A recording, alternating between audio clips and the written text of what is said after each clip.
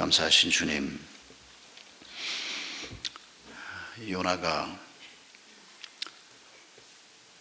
어떤 사람보다 완악한 마음으로 자신의 목숨을 내놓으면서까지 하나님께 불순종했습니다. 그러나 하나님께서는 그런 그를 기어이 설득하셔서 성도의 길, 선지자의 길을 가게 하셨고, 불순종했던 그의 입에서 하나님께 감사의 찬송을 올려드리도록 그를 변화시키셨습니다. 요나의 얘기를 2000 수백 년이 지난 지금까지 저에게 전해주시는 것은 저희들 또한 요나와 같게 되기를 원하기 때문임을 압니다. 저희도 요나처럼 불순종하는 자들입니다. 알고도 불순종하고 때로는 알지 못하고 불순종하는 일도 많았습니다. 그러나 그런 우리의 옛사람, 우리의 더러운 습관에 젖어 있던 우리를 풍랑 속에 집어던질 수 있도록, 그리고 감사의 기도와 함께 새로운 업그레이드된 그리스도인의 삶을 살아갈 수 있도록 주님 저희를 도와주시옵소서.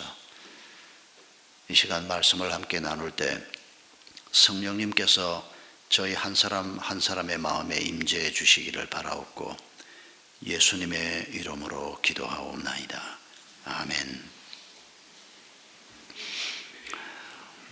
요나서는 요나가 얼마나 철저하게 하나님 앞에 불순종했는가 하는 것을 기록하고 있습니다. 어쩌면 이럴 수가 있을까? 가끔씩은 요나를 생각할 때 그렇게 생각했습니다. 목숨을 걸고 불순종합니다. 그런데 하나님께서는 그 요나를 변화시키시는데, 그가 물고기 뱃속에서 하나님 앞에 기도했던 내용 중에서 7절로 9절을 보면 이렇게 기록하고 있습니다. 내 목숨이 힘없이 꺼져갈 때에 내가 주님을 기억하였더니, 물고기 뱃속에서 아마 몽롱해지는 사경에 이르는 이런 상태에 이르렀을 때 그가 주님을 기억했다고 말하고 있습니다. 그리고 주님께 드린 기도가 주님에게 이르렀으며 주님 계신 성전에까지 이르렀습니다. 헛된 우상을 섬기는 자들은 주님께서 베풀어 주신 은혜를 저버립니다. 그러나 나는 감사의 노래를 부르며 주님께 희생 제물을 바치겠습니다.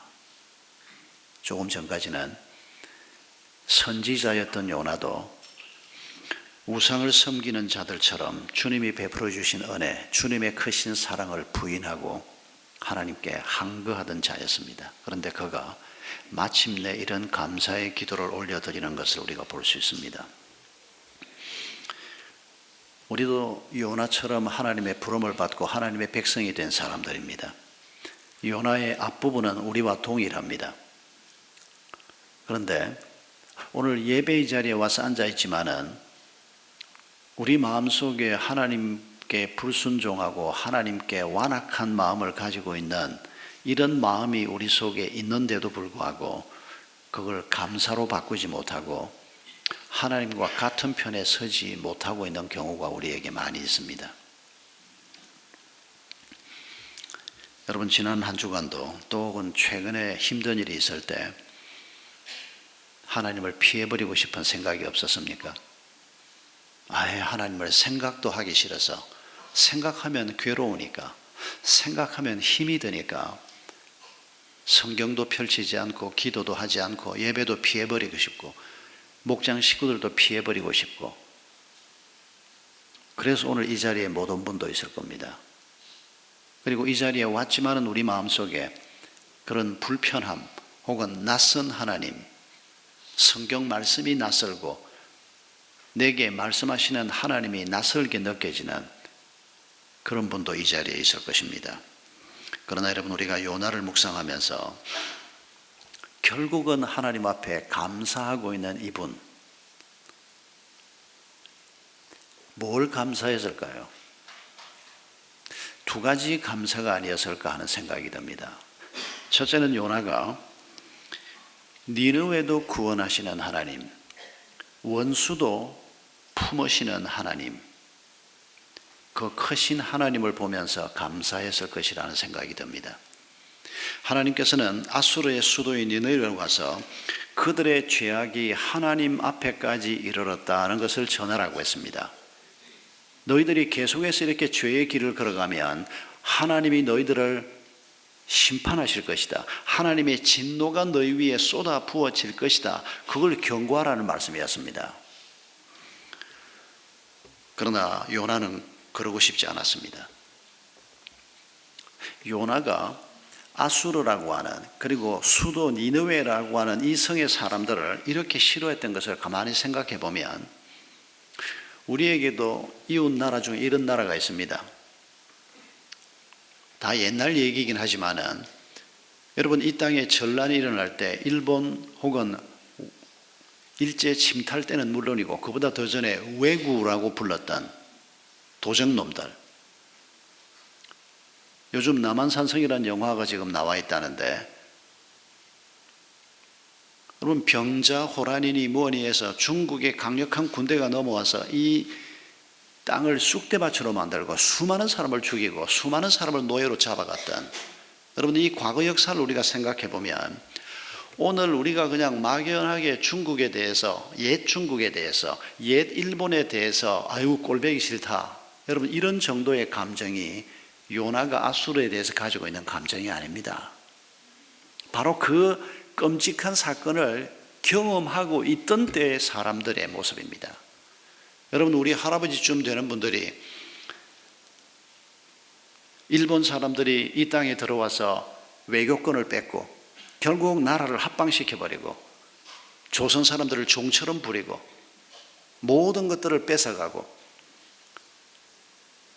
형편없는 나라가 되어버린, 여러분, 바로 그 시대에 우리가 살고 있었다고 한번 생각해 보십시오. 오늘은 일본 사람 생각해도 우리는 그 상처를 역사를 통해서만 배웠기 때문에, 현실을 통해서 경험한 게 아니기 때문에 뭐 기분은 좀 안 좋지만은 뭐 다른 데는 다 져도 뭐 일본한테는 축구가 이기기를 바라지만은, 그러나 뭐 졌다고 해서 활복 자살하는 사람 한 사람도 없습니다. 그러나 여러분, 일본이 내 백성을 수탈하고 일본이 이 나라를 모욕하고 이 백성을 짓밟는 그 상황 속에서 왜 자결로 항의했던 분들이 왜 생겨났겠습니까? 자기 목숨 아까운 줄 몰라서 그랬겠습니까? 왜 모든 것을 버리고 독립운동을 하겠다고 만주벌판으로 쫓아갔겠습니까? 여러분, 그 시대에 우리 조상들이 일본에 대해서 느끼고 있던 바로 그때의 감정, 그게 요나서에서 요나가 아수르에 대해서 느끼고 있는 감정이라는 것을 기억할 필요가 있습니다. 이해가 됩니다. 조금 그래도 느껴집니다. 그런 나라에 가서 하나님의 구원을 선포해라. 당장 망하기를 바라는데, 일제가 망해야 우리가 해방이 될 거 아닙니까? 그런데 망해라 그렇게 느껴지는 나라에 가서 복음을 전하라. 조선의 백성이었으면 절대 쉽지 않았어요. 요나 같은 사람이 얼마든지 나올 수 있는 바로 그 일을 지금 요나가 겪고 있는 것입니다. 제가 요나의 심정을 참 많이 이해할 수 있었던 사건은, 제가 전에도 말씀드린 적이 있습니다만은, 김일성이가 천국 가 있으면 어떡하지? 라고 하는 생각했을 때입니다. 김일성이가 천국에 있는지 없는지는 물론 모릅니다. 그러나 김일성이가 죽기 직전에 김일성을 면담하고 서울을 거쳐서 미국으로 돌아갔던 친북파 장로님일 겁니다, 아마. 그분이 여기 머무는 동안에 어떤 분하고 저녁을 같이 먹었습니다. 그런데 저녁을 같이 먹었던 그분이 그 다음날 아침에 저하고 식사를 같이 했습니다. 그런데 그분이 저한테 그 장로님이 북한에서 경험한 얘기를 들려주는데, 김일성이가 이제는 뭐 유명한 얘기가 됐습니다만은 여러 루트를 통해서 우리가 그 말을 듣고 있는데, 김일성이 만나러 갔더니 면회 시간이 됐는데도 기다리라, 한참 기다려도 또 더 기다려달라. 왜 그러냐? 수령님이 저렇게 중얼거리고 뭐 노래를 부르고 저럴 때는 아무도 들이지 말라 그랬다. 그래서 이 장로님이 내가 한번 무슨 수령님이 뭘 하는지 한번 들어봐도 되겠냐 그러라고. 이분이 김일성을 여러 번 면담했던 분입니다. 지금 김일성이가 미라가 돼서 누워있는 바로 그 방입니다. 금수산 기념궁전이라고 지금은 부르는데 김일성 집무실입니다. 그게 한 100평쯤 되는 방인데 그 장로님이 가서 귀를 대고 들어보니까 세상에 김일성이가 기도를 하다가 찬송을 부르다가 그 얘기를 듣는데 과장하지 않고 제가 그 얘기를 딱 듣는 순간에 억장이 무너지는 것 같았습니다. 아니 이거 김일성이 이게 천국 가 있는 거 아니야 이거? 만약에 김일성이가 천국에 가 있다면 정말 내가 그 천국을 가야 하나 이런 생각이 막 갑자기 드는데 저도 제가 그렇게 생각할 줄 몰랐습니다.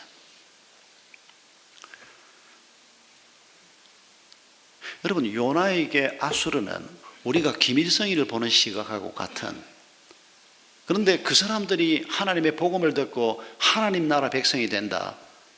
요나의 마음이 너무너무 이해가 됐습니다. 김일성 얘기 이후에 제가 요나 얘기가 그대로 내 얘기다 이렇게 느끼게 됐습니다. 그러나 하나님이 만에 하나 김일성이를 불쌍히 여겨서 그가 죽기 전에 맨날 며칠을 그렇게 찬송 부르고 기도했다는데, 어린 시절 교회를 다녔고 어머님이 집사님이고 외할아버지가 유명한 장로님 아닙니까? 그런 집안에서 자란 분이기 때문에 마지막 순간 그래서 은혜를 입고 천국에 가 있다면 여러분은 어떡할 겁니까? 다른 천국 만들어 달라고 하나님한테 얘기할 겁니까? 여러분 하나님이 얼마나 크신 분인가를 우리가 인정해야 되지 않겠습니까? 요나 사건을 통해서 우리에게 그걸 가르치는 거 아니겠습니까? 여러분 로마라고 하는 나라가 이제 막 세워진 하나님의 놀라운 섭리 속에서 세워진 하나님의 교회를 짓밟고 수많은 순교자를 냈던 나라입니다. 그 나라를 하나님이 쑥대밭을 만들어도 시원찮을 판 아닙니까? 그러나 하나님께서는 로마도 사랑하시는 분이었습니다. 로마 사람들도 사랑하시는 분이었습니다.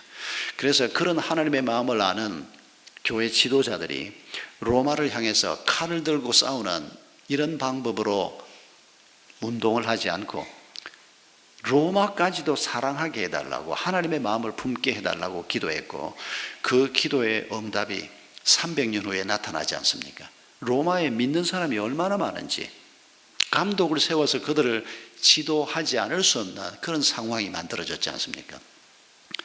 바울이 누굽니까? 역시 이 사람도 교회를 무너뜨리기 위해서 모든 힘을 다 기울였던 사람입니다.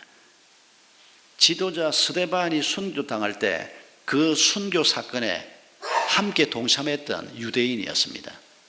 하나님은 그도 사랑하셨습니다. 그를 하나님께서 선지자로 부르시고 사도로 불러서 이방 땅으로 돌면서 섬기게 했지 않습니까? 그의 수고 덕분에 얼마나 많은 사람들이 하나님을 알게 됐는지 모릅니다. 요즘 저는 무슬림을 생각하면서 이 회교도들, 정말 이 사람들은 2000년 교회 역사 속에서 이단도 이런 이단이 없습니다. 구약 성경을 완전히 변조를 했습니다. 알라가 여호와하고 똑같다는 소리를 안 하나, 알라는 여호와 근처에도 못 갑니다. 인간이 만든 신에 불과합니다. 그 사람들이 구약 성경을 어떻게 해석하는지 보면 너무 기가 막혀서 말이 안 나올 정도로, 특히 여성과 관련된 부분은 아주 잘못된, 모로코에 선교사 수련회를 갔을 때 한 선교사가 했던 말이 늘 기억이 납니다. 자기가 모로코에서 20년 이상 있으면서 많은 사람들하고 교제를 하는데 생각이 깊은 사람들은 딸을 낳으면 너무너무 가슴 아파한다는 겁니다. 이 딸이 앞으로 이 회교 사회에서 어떻게 살 것인가를 생각하면 너무너무 가슴 아파하면서 무슬림인데도 어떻게 해서든지 딸이 공부를 많이 하게 한다는 겁니다. 반드시 아들은 대학을 못 보내도 딸을 대학에 보내고 싶어하고, 그리고 해외 유학을 보내고 싶어하고, 그래서 할 수만 있으면 이 무슬림 사회하고는 좀 동떨어져서 살았으면 그런 양식 있는 무슬림들을 많이 만나고 있다는 얘기를 들었습니다. 7세기에, 지금 좀 헷갈립니다. 7세기가 맞을 겁니다. 마호멧이라고 하는 사람이 오늘 우리가 회교라고 부르는, 이슬람교라고 부르는 그 교리를 창시했습니다. 그리고 지금 1400년이 지났습니다.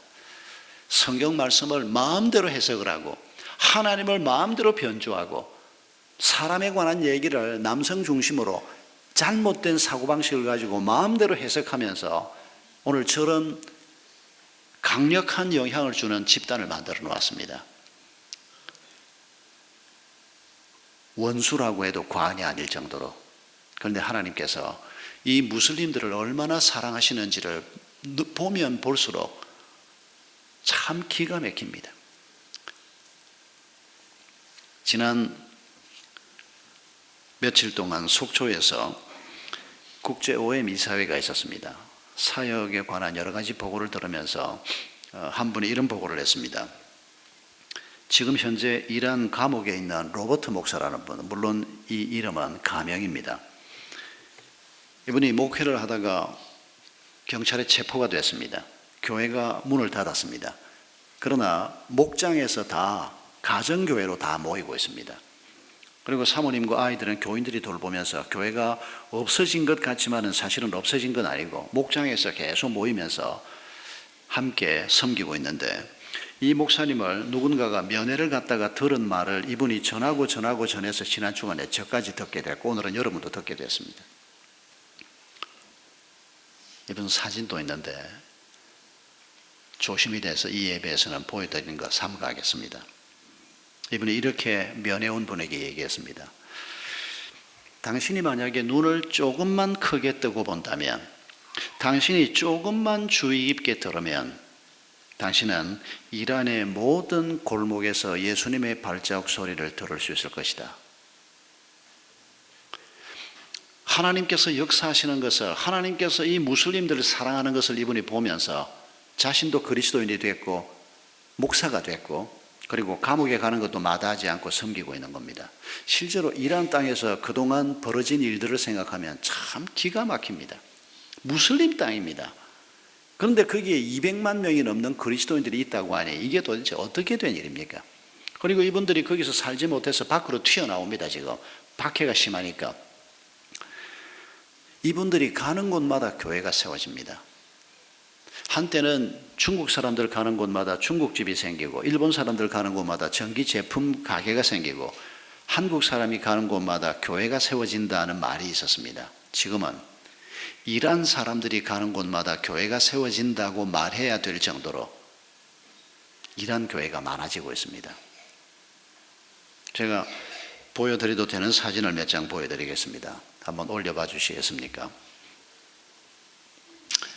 이 형제, 이건 교회 홈페이지에는 올리지 않고 지금 여러분 보는 것으로 끝을 낼 거기 때문에 그래도 이름은 얘기하지 않겠습니다. M이라고 하는 형제인데 우리가 보낸 헌금으로 유경식 목사님이 지금 저 형제 바로 옆자리에 있지 않습니까? 쉼터를 몇 개 만들었는데 그 중에 한 쉼터에 있는 리더입니다. 이란 사람입니다. 이 사람이 이란에서 살 수가 없어서 도망쳐 나왔는데 그리스에 도착했을 때 감옥에 끌려갔습니다. 왜냐하면 서류를 다 잃어버렸습니다. 자기가 누군가를 설명할 수 있는 서류가 없는 겁니다. 그러면 무조건 감옥에 집어넣는답니다. 그리고 이제 감옥에 있으면서 이 사람 얘기를 듣고 이 사람이 거짓말을 하는 게 아니다. 그러면 이 사람의 신분증을 만들어주고 난민 비자를 받을 수 있는 준비를 시켜주는데 이분이 감옥에서 전도해서 예수 믿게 한 사람이 수십 명에 이른다는 겁니다. 그리고 이 사람이 마침내 감옥에서 나왔습니다. 그리고 이 사람이 갈 데가 없으니까 해변가 동굴에 살았습니다. 아덴의 외곽에. 그리고는 사람들을 전도하고 또 감옥에서 자기가 전도한 사람들이 나오면 데리고 오고 해서 동굴에서 남자 8명이 살고 있었습니다. 그러다가 우리 유경식 선교사님을 만난 겁니다. 그리고는 유 선교사님이 우리가 보낸 헌금 중에 일부를 급히 좀 만들어서 이게 월 40만 원짜리 아파트입니다. 아덴에 그런 아파트가 있냐? 예, 있습니다. 여기가 빈민촌이니까 아주 형편없는 건데 지금은 잘 꾸며놓았습니다. 저 쉼터에 제가 하루 저녁 일부러 갔습니다. 쉼터가 4개가 있는데 4곳 다 못 가고 2곳만 갔는데 그 중에 하나가 저 M이라고 하는 청년이 머리는 벗겨져도 나이는 그렇게 많지 않습니다. 아직 30이 안 된 사람인데 저 사람이 저기 리더입니다. 다음 사진 보여주십시오. 저 얼굴이 크게 나온 가까이 있는 저 형제가 아프간 형제입니다. 다리어를 다 쓰기 때문에 말이 다 통합니다. 저 사람이 영어를 마침 꽤 하는 사람이었습니다. 그래서 의사소통이 문제가 없었는데 저기에 남자 6명이 살고 있습니다. 다음 사진 보여주십시오. 방이 3개가 있는데 2층 침대를 저렇게 놓고 6명이 사는데 만약 사람이 더 오면 거실에도 우리가 아까 앉아있던 밥 먹던 그 자리가 거실이 꽤 넓습니다. 거기에도 더 있을 수도 있습니다. 여러분 이거 여러분이 헌금해 주신 돈 중에서 월 40만 원을 투자해서 지금 저런 집을 만들었고 지금 6명이 제가 갔을 때 얼마나 감사 인사를 반복하는지 제가 민망할 정도였습니다. 동굴에 살던 사람들이 예수를 믿고 지도자를 만나고 그리고 아가페 교회 출석을 하고 아가페 교회가 저 사람들이 주축 멤버 중에 하나입니다. 아가페 교회가 2주 전에 분립개척교회를 세울 것을 결정했습니다. 지금 아가페 교회에 도저히 이제는 사람을 더 이상 받을 수가 없어서 거기는 리더들을 세우고 유경식 선교사님 본인이 담임 목사인 유선교사님이 나와서 지금 분립개척교회를 세울 준비를 하고 있습니다. 다음 사진을 보여주실까요? 이분들도 사진만 보여드리겠습니다. 옷입니다. 한국 옷이 아니고 이란 옷입니다. 이 부부도 이란에서 예수를 믿고 경찰이 자꾸 와서 수색을 하고 이러니까 도저히 안 되겠다. 그래서 이분들은 터키로 나온 사람들입니다. 거기에서 우리 선교사를 만났습니다. 그리고 선교사들에게 훈련을 받고 제가 지난 9월에 방문했던 크로세이르라고 하는 도시에서 이분들이 4년 전에 선교사로 파송받은 난민으로 거기 살고 있는 사람입니다. 그런데 훈련을 받고 평신도 선교사, 그런데 평신도 목사로 일을 하고 있습니다. 교회를 개척했습니다. 4년 동안 제가 한번 말씀드렸죠. 첫 해에는 1년 내내 전도했는데 한 사람밖에 전도가 안 됐습니다. 그런데 1년이 지난 후부터 전화가 오기 시작했습니다. 사람들이 교회가 있다는 걸 알고 이 다리어를 하는 사람들이 이분한테 연락을 하기 시작하면서 2년 전에 한 해에 50명을 세례를 줬습니다. 그리고 금년에는 제가 갔던 9월 15일 날 17명이 세례를 받고 제가 그 세례식에 함께 했습니다. 다음 사진을 보여주십시오. 저 세례 받을 사람들에게 점심을 샀습니다. 제가. 그리고 이제 점심을 먹고 예배 드리고 세례식을 했는데 다음 사진이에요. 감사 기도를 전부 일어서서 하자 그래가지고 저렇게 일어서서 했습니다. 또 다음 사진이요. 저건 이제 식사가 끝나고 난 다음에 여기는 저 선교사 집에서 그것도 한 40평 되는 아파트인데 집에서 모이다가 도저히 집에서 모일 수가 없어서 아파트를 따로 하나 더 얻었습니다. 그리고 거기는 완전히 예배당으로만 쓰는 겁니다. 제일 거실 큰 공간 벽 쪽에 저게 있는데 저게 강단처럼 꾸며놓은 겁니다. 시루볼로.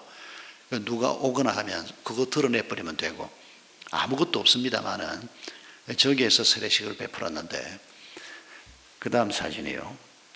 아프간 자매입니다. 남편하고 함께 세례를 받았는데 눈물을 흘리면서 간증을 했습니다. 다음 사진이요. 이 사람도 아프간 형제입니다. 방금 그 자매의 남편은 아니고 다른 남편인데 역시 아프간 사람입니다.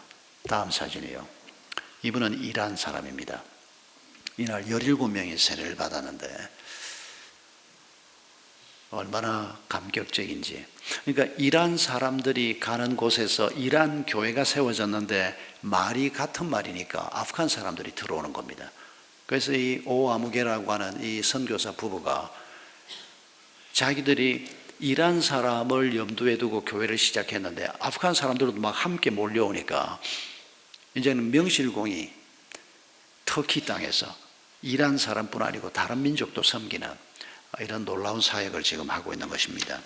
여러분, 하나님께서 우리가 생각하는 것보다 너무도 크신 분이라는 것을 잊지 마십시다. 우리가 복음을 전해보려고 하면 저런 인간한테 내가 복음을 전해야 하나, 저런 인간이 예수 믿고 교회 나올까 봐서 나는 싫다, 이렇게 생각되는 분이 우리에게 있을 수 있지 않습니까? 옛날 일입니다마는 어떤 분이 전도를 받아서 교회를 왔는데 교회 딱 들어왔는데 교회 입구에서 주보를 나누어 주고 있는 사람하고 딱 마주쳤는데 그 사람이 누군가 하니까 서울영동교회 집사인데 이 전도받아서 온 사람하고 바로 이웃에 사는 사람인데, 주택에 사는 사람인데 주차 문제 때문에 둘이 대판으로 싸운 적이 있는 사람이었습니다. 이 집사님이 차 댈 데가 없어서 골목에서 차를 대는데 그 집 담벼락이었던 겁니다. 그런데 이 양반이 나와가지고 거기는 우리 식구가 차 대야 되니까 차 대지 말라고 이 사람이 열을 좀 받은 겁니다. 예수 믿는 사람이 그러면 그래요 그러고 딴 데로 가야 되는데, 아니 이게 당신 땅이요, 이게 이 골목에 누구나 차 대릴 수 있지. 저녁에 퇴근해서 막 피곤한데 그러니까 짜증이 나지 않습니까? 아마 절 보고도 누가 그랬으면 저도 이게 당신 땅이요, 누구나 대도 되는 거지. 아마 능히 그랬을 겁니다. 그러니까 둘이서 이웃인 줄 뻔히 아는데, 우리 담벼락 아니요, 이게 당신 땅이야, 당신이 돈 주고 샀어? 결국 쫓겨났답니다. 계속 그럴 수는 없으니까, 이 사람이 물러서지 않으니까 집사인 자기가 양보해야지 어쩔 겁니까? 그래가지고 차를 빼서 다른 데 세우고 기분 더럽게 집에 들어가서 그것만 생각하면 늘 좀 떨떠름했는데, 한 몇 달 지났는데 이 사람이 교회에 딱 나타났다는 겁니다. 주보를 주는데 이 사람이 들어오는데 어쩔 바를 모르겠다는 겁니다. 그 얘기가 잊혀지지가 않습니다. 그럴 때 뭐라 그럴 겁니까? 저 인간이 뭐 하려고 여기 나타나가지고 난 이 교회 안 다녀. 그게 요나라는 겁니다. 지금 여러분, 어떤 사람이건 하나님의 마음으로 바라보면 꼴도 보기 싫은 사람, 원수라고 할 수 있는 사람, 그런 사람이라도 하나님의 마음으로 바라보면, 크신 하나님의 관점에서 보면 우리가 포용하지 못할 사람이 없고 원수라도 사랑해야 하는 그런 하나님을 지금 요나가 발견하고 자기가 얼마나 옹졸했는가를 느끼면서 하나님 앞에 감사의 기도를 드리고 있는 것입니다. 요나의 감사는 또 한 가지는, 불순종을 해도 보통 불순종한 게 아닙니다. 죽더라도, 죽는 한이 있어도 나는 하나님 명령 못 받든다, 그랬던 자기를 하나님께서 마지막까지 포기하지 않고 추적하시고 설득하시고 마침내 사명의 길, 성도의 길을 가게 하시는 하나님께 감사하지 않을 수 없었을 것입니다. 여러분, 요나가 북쪽 니네로 가라 그러는데 남쪽 스페인으로 가기 위해서 요빠에서 배를 탔는데, 여러분 그 결정이 뭘 의미하는 건지 생각해 보십시오. 아니 난 안 갑니다 그러고 앉아 있어도 됩니다. 자기 동네, 자기 가족들, 친척들 다 있는 곳에서 안 갑니다 그러고 앉아 있어도 되는데, 기어이 스페인까지 가는 이유가 뭡니까? 이제 하나님은 끝낸다는 겁니다. 하나님 자른다는 겁니다. 이제 이방인들 속에서 살겠다는 겁니다. 하나님이 주신 땅이고 나발이고 필요 없다는 겁니다. 요나가 얼마나 마음이 상했으면 이랬을까 싶지만은, 근데 요나가 하나님의 마음을 너무 모르니까 자기 생각 가지고 결국 하나님을 포기를 한 겁니다. 그런데 그 포기의 정도를 보면, 배를 타고 가는데 풍랑이 일어납니다. 모든 사람들이 당황하고 두려워하는데 요나는 이 풍랑이 무엇 때문에 생겼는지 알고 있었습니다. 그래도 좀 아는 건 있어가지고, 성경은 좀 알거든요. 그래도 우리가 지금 이게 단순한 일이 아니고 하나님께서 나 때문에 이 풍랑을 일으키셨다는 것을 요나가 적각 느끼고 있습니다. 선원들이 와서 요나에게 왜 자고 있냐? 요나가 밑창에서 자고 있었습니다. 풍랑이 있는데 하나님을 생각하고 싶지 않은 겁니다. 하나님이 이 풍랑을 일으켰다는 걸 고민하면서 그러고 싶지 않은 겁니다. 지금 그러고 묻는데 침묵합니다.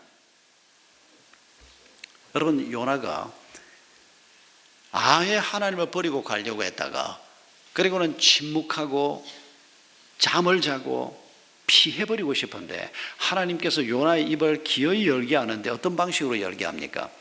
선원들이 도대체 이 풍랑이 이 신의 노여움인데 우리 이 배를 타고 있는 사람 중에서 누가 뭘 잘못해서 이런 일이 생겼는지 한번 찾아보자 이럽니다.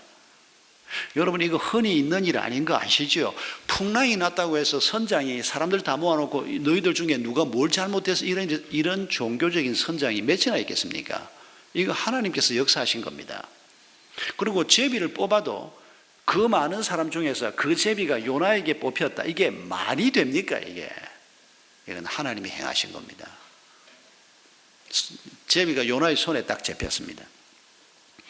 사람들이 묻습니다. 당신이 도대체 누구냐? 당신이 무슨 잘못을 했느냐? 그때 요나가 뭐라고 답합니까? 나는 히브리 사람이다. 유대인이다. 그리고 나는 여호와 하나님의 선지자다 이럽니다. 구선지자다 이러지도 않고 선지자였다 이러지도 않고 지금 도망을 가고 있으면서 나는 하나님의 선지자다 이렇게 표현합니다. 그의 마음의 갈등이 그만큼 심한 겁니다. 그러면서 그 다음 말이 뭡니까? 내가 지금이라도 하나님 말씀대로 내가 니네웨로 가겠습니다. 그러면 풍랑이 그칠 수도 있지 않습니까? 그런데 그러지 않습니다. 뭐라고 얘기합니까? 풍랑 속으로 나를 던져라. 그러면 이 풍랑이 잠잠해질 것이다. 고집 대단하죠. 여러분, 이게 우리의 고집이라는 거 잊지 마십시오. 왜 우리가 꿈쩍도 안 합니까? 하나님께서 우리에게 뭘 원하시는지 우리가 늘 듣는데 왜 하나님이 원하신다고 느끼는데도 왜 우리가 꿈쩍 안 합니까? 왜 내 기준 가지고 내 판단 가지고 왜 사랑해야 할 사람을 사랑하지 못하고 전도해야 될 사람에게 예수 얘기 한마디 못하고 왜 내 생각대로만 우리가 삽니까? 여러분, 이게 바로 우리의 고집입니다.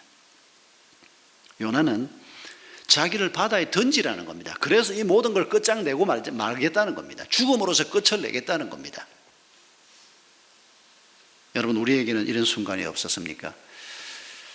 너무 힘들고 어려워서 죽어버리겠다. 가끔씩 그런 성도들의 참 고통스러운 자살 사건을 만납니다.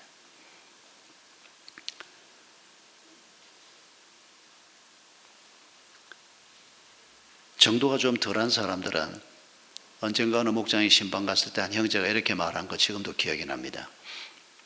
목사님, 너무 힘이 들어서 지난 일주일 성경 한 번도 안 펼쳤습니다. 큐티책 한 번도 안 펼쳤습니다. 성경을 보면 힘이 드는 겁니다. 하나님께서는 무언가 명령을 하시는데 나는 그거 잘 하기도 싫고 하고 싶지도 않고 성경만 펴면 마음이 아프고 골치 아프고 그래서 아예 성경을 안 펼치고 그리고 또 목장 모임에 와서 앉아서 담임 목사 왔다고 앉아서 또 이런저런 얘기를 하고 앉아 있습니다. 갈등이 마음속에 있는데 이걸 어떻게 해야 되냐? 그러니까 감사하게도 요나가 내가 여호와의 선지자다 그러는 것처럼 또 성도들이 모인 목장 모임에 와서는 자기 아픔을 이렇게 토로하고 이게 하나님의 은혜 아니겠습니까? 뱃사람들이 요나를 바다에 던지면 풍랑이 그친다 그러는데 이 사람들이 그러질 못합니다. 왜요? 도대체 이 신이 어떤 신이길래 자기 말 안 듣고 지금 선지자 하나가 도망을 가는데 이걸 잡으려고 지금 온 바다에 풍랑을 일으키고 여러분 이 사람들이 옆에서 지켜보면서 얼마나 두려웠겠습니까? 만약에 이 선지자를 풍랑 속에 집어 던진다? 이거 만약 이 신이 더 노해서 우리를 다 죽이면 어떡하지? 충분히 그럴 만한 상황입니다. 그래서 이 사람들이 본문을 보면 바다로 던지지 못하고 육지로 돌아가려고 더 열심히 노를 젓는데 그 풍랑 속에서 어찌할 길이 없었습니다. 그래서 결국은 집어 던지는데 1장 14절을 보면 이렇게 기도하면서 집어 던집니다. 주님 빕니다. 우리가 이 사람 요나를 죽인다고 해서 우리를 죽이지는 말아 주십시오. 주님께서는 뜻하시는 대로 하신 분이시니 우리에게 살인죄를 지우지 말아 주십시오. 이렇게 두려워하면서 그런데 요나는 아직 별로 두려워하는 것 같지 않습니다.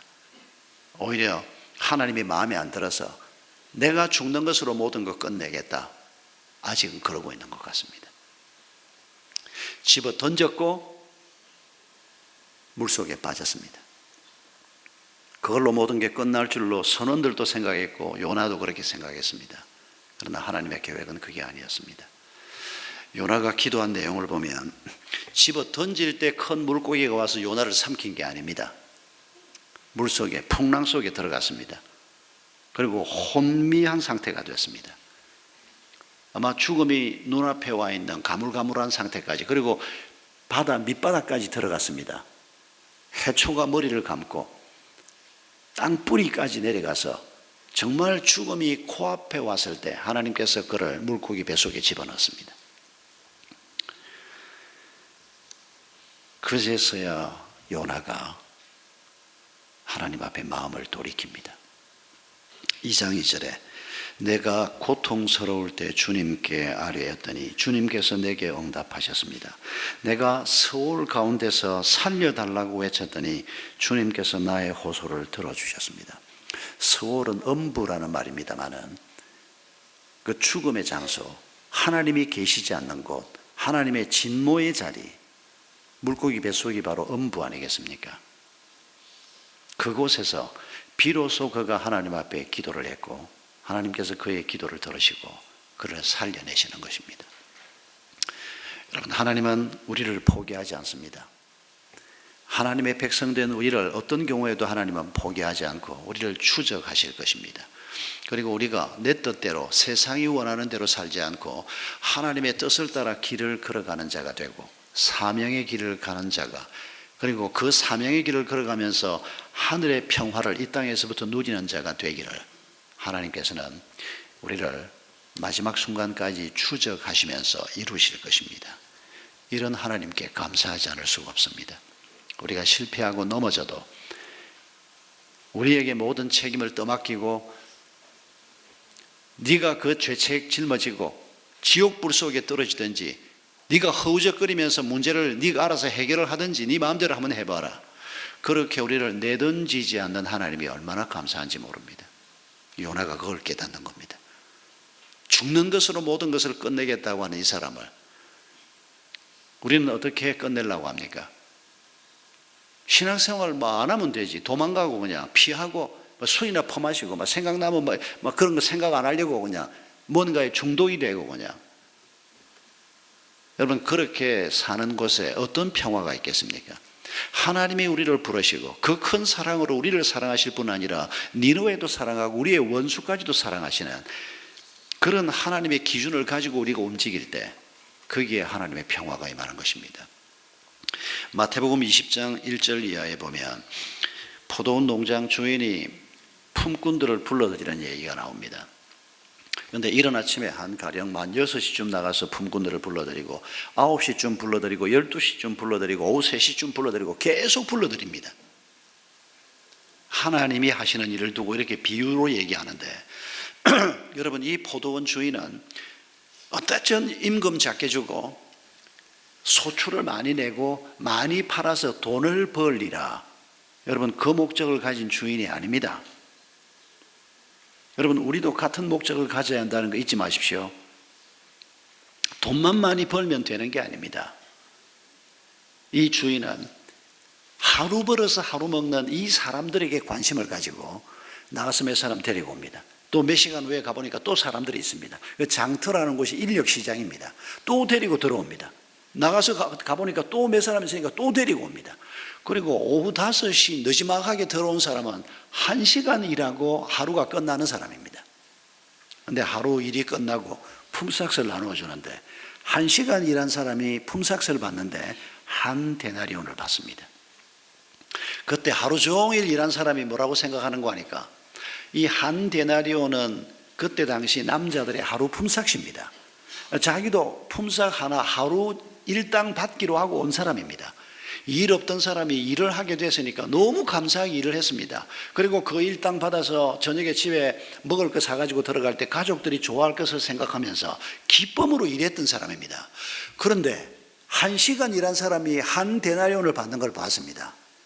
그러면 아유, 저 1시간밖에 일 안 한 사람이 10분의 1 데나리온, 8분의 1 데나리온 받아가지고는 가족들 한 끼 밥도 해결을 못할 텐데, 아, 저 인자한 주인이 저 사람에게 하루 품삯을 다 주는구나. 참 고마운 분이다.